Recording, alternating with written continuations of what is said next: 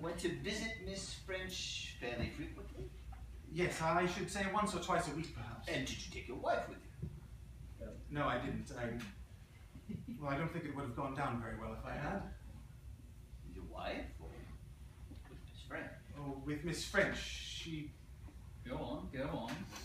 Well, she got rather fond of me. She fell in love. Oh, good Lord, no, nothing like that. But she pampered me and spoiled me, that sort of.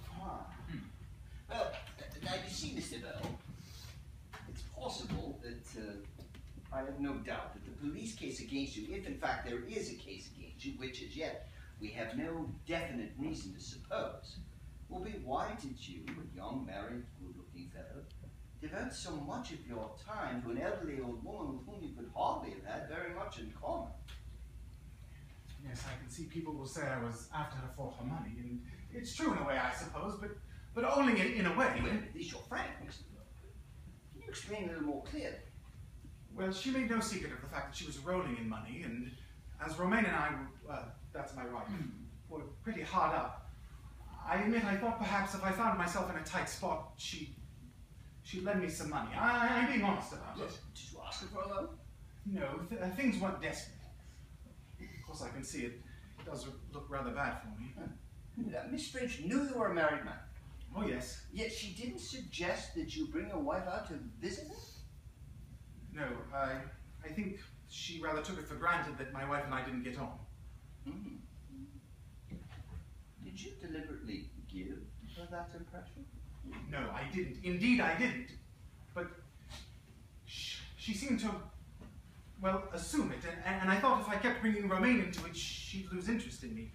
I wasn't trying to catch money from her, exactly, but there's a thing I've invented. A good idea, it is too, and I thought perhaps if I could persuade Miss French to finance that, well then it would be her money, and it might have brought her in a lot.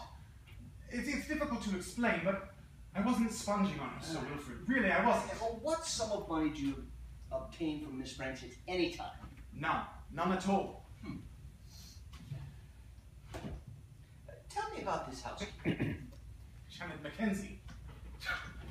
Proper old tyrant was Janet. Positively bullied poor Miss French. Looked after her very well and all that, I suppose, but poor dear could hardly call her soul her own with Janet about. Janet didn't like me very much. Now, why didn't she like me? Oh, jealous, I expect. I don't think she liked my helping Miss French with her business affairs. Oh, so you helped Miss French with her business affairs? Yes, I did. She was worried about her investments and things, and had a bit of difficulty filling up forms, things like that. Yes, I helped her with quite a lot of things like that.